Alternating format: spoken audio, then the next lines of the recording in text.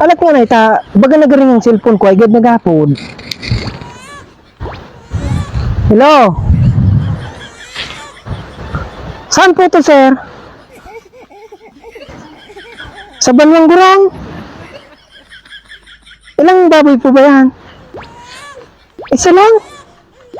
Ang mahal-mahal pa naman ngayon ng gasolina. Manulugi ako yan, sir.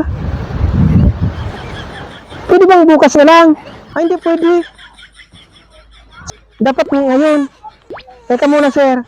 Baka dumating na yung in-order ko na oil dun sa Shopee. Sabi nila, 1 month na po daw yun, hindi ako magagamit ng gasolina at saka motor. Ipang papahid ko lang po daw yun dito. Saka dyan. Teka muna, takunin ko.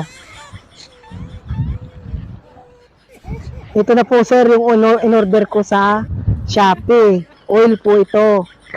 1 month. Oh, so gusto mag-order po sa Shopee. Papahid lang natin yan dyan. Tapos yan dyan. Tapos dyan. Ganyan po yun, sir. Maya-maya, nandyan ako sa inyo dahil lilipad na lang ako. Kaya, sir, hintayin mo lang ako dyan.